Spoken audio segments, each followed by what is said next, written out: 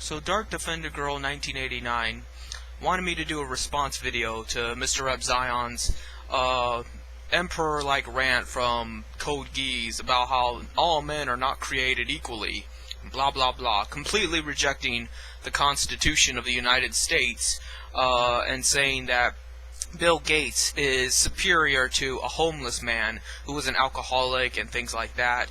And it all that sounds very fascist in nature, and I'm glad that MrRepZion said this outright rather than me having to say it for him and then people accusing me of, just making things up without any kind of proof or any kind of, backing. So I will link to the video. I cannot reply to his video because he blocked me. Isn't that strange how after I defeated him and his hordes of minions that came after me, false flagging me, now he's conveniently blocked me. I think he's kept a good eye on me and has figured out that I am not the average YouTuber. I'm not one to be trifled with, and I will not deal with being disrespected. I'm not here to talk about MrRepZion. I'm here to talk about the equality of men. I'm here to talk about how men are created equally and what that means. Whether or not he chooses to watch this video, whether or not he chooses to acknowledge it and respond to it or put it in the video reply section, it makes no difference. It's something worth talking about. Now, the idea here is that, yes, people have different skills. People are born in different situations. They have different health, they have different intelligence, they have different talents, but the idea comes down to how different would those people be under different circumstances. That's what equality comes down to. Even before the whole aspect of you should treat people equally under the law and treat people equally socially, it doesn't mean anything unless you give it some thought about how different people would be under the slightest different circumstance, and how you cannot judge people accordingly.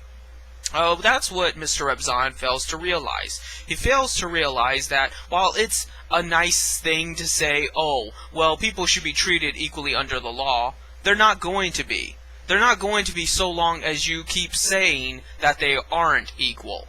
And he must know that. He must know that the only reason segregation and slavery happened, the only reason the Holocaust happened, the only reason throughout history mankind has done everything in its power to make people unequal is because in their minds they always thought it to be true. The only difference between men is their circumstances and what that has made them become. So, knowing that, maybe if his circumstances were different, the homeless man would be Bill Gates, and the Bill Gates would be the homeless man. So there's no reason to judge either one of them, because if the cards had been reversed, if the roles had been different, Bill Gates would not be the multi-billion-dollar successful man that he is today. The homeless man, being an alcoholic and beating his wife and all the other negative excuses he made for him, would not be in that predicament. So the issue here now becomes, what can we do about it so that there doesn't have to be people that are homeless and alcoholics beating their wives? Clearly, if his circumstances would be different, he wouldn't be those things. He would be a much more positive example. Now, you could argue that he would not be the same exact positive example, but that's no bearing on anything. You would not say that Bill Gates and Donald Trump were unequal. You would argue whether or not you found one to be more ethical than the other. You would argue whether or not one of them's fortune and power is more legitimate and more constructive to society than the other. But I bet you would never look at Donald Trump and Bill Gates in the limelight that you would Bill Gates and a homeless man. And why is that? I mean, after all three of them are different people. All three of them are have different skills, different backgrounds, different histories. They have completely different personalities and have executed all of those characteristics in a completely different way. So why is it that you're looking at Bill Gates so much more positively than the homeless man? And why is it Bill Gates and Donald Trump, while different, suddenly aren't so negatively different? It's because of the fact that you refuse to validate that it has to do with your predicament. And therefore, that's why we need socialism. We need, well, essentially we need communism, but until we can transition into that economic and social state, we need a socialist state to move us forward. We need things that can help diminish those inequalities in us, both historically and genetically and financially. That way we're all given the same opportunities, the same education, the same exposure to education and things, so that we can build our own talents up. And then, while we might be different in the sense Donald Trump and Bill Gates are different, we're not different in the sense Bill Gates and the homeless man are different. We're not different in the sense that we're looking at one another as inferior, only as different forces, which is what the universe is built on.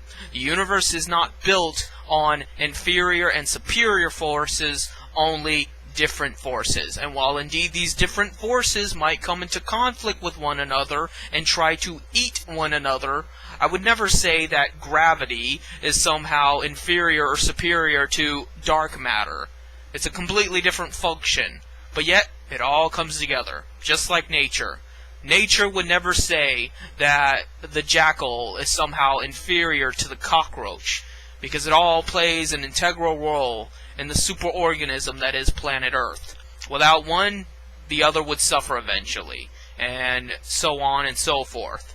So that is my interpretation of equality. The idea that while indeed people are different, they're only different because life made them that way. Life only gave some people certain choices, while as life gave other people many, many more choices. MrRepZion, for example, has had many more choices than I have. He's had the opportunity to go to college. He's had the opportunity to do what he wants to do in life without any kind of struggle. He gets to be who he wants to be and never had to fight an inch for it. But I had to work for everything I have, what little I do have.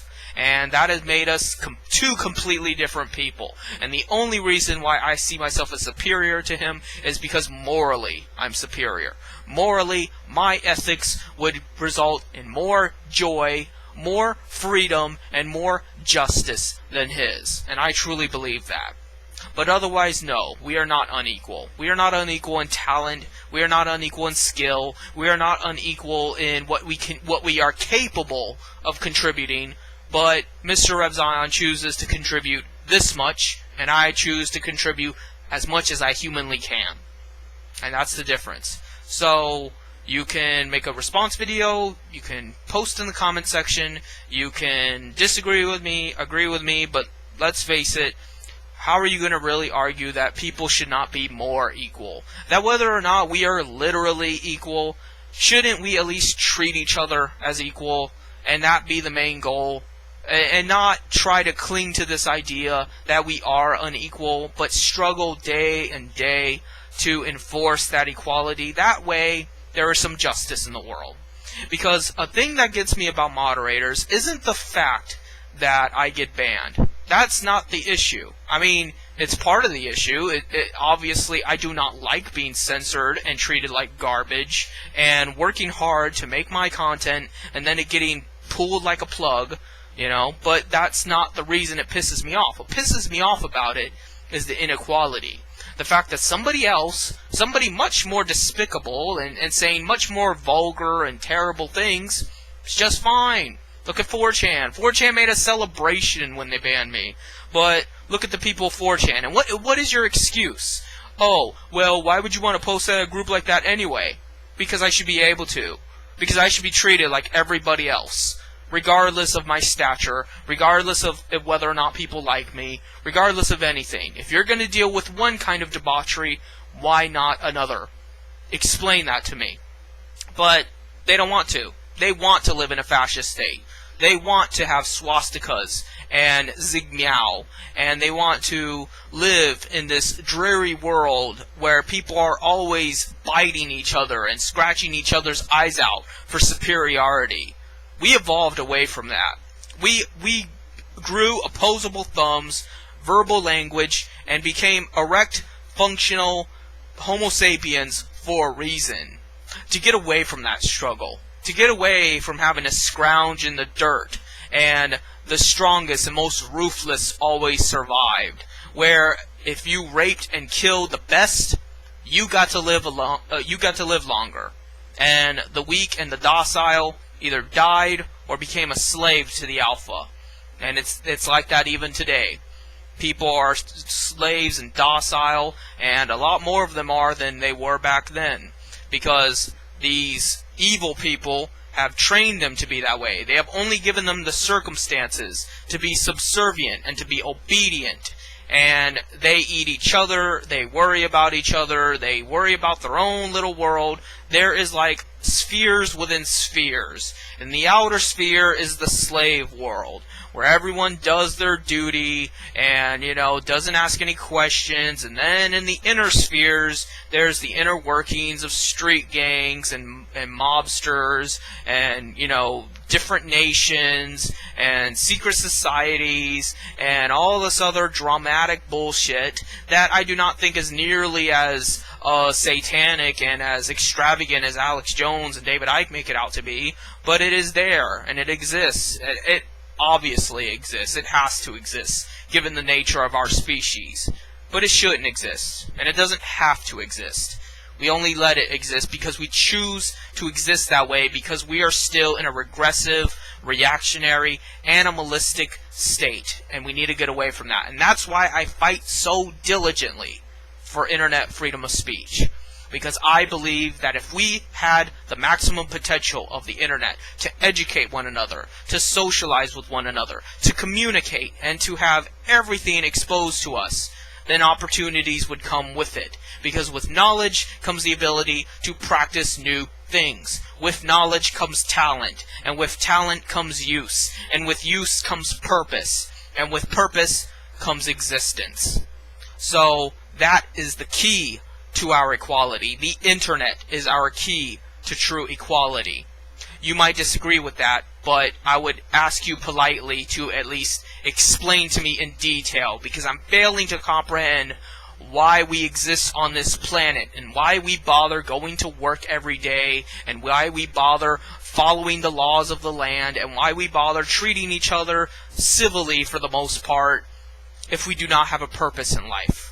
If we do not have something that we find worth fighting for, and we have in our minds the vision that tomorrow is going to be better than today. MrRepZion clearly does not have that vision. All he does is rant about how he doesn't understand this, or doesn't quite get that, and doesn't like this, or likes that, or whatever. But he doesn't have a vision. And I'm not trying to bash him. I'm not trying to, slander him or any of that shit. He blocked me. Half of his viewers are probably not even going to see this anymore. But it's just true. He has a very dreary existence where, yes, he is successful. He's going to become a CSI agent. He's going to make a lot of money. But what for? What did he do it all for? That's really what it comes down to.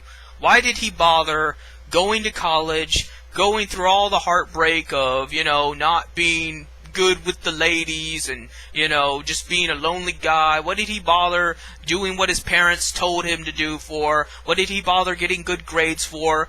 What was it all really for? So, think about that.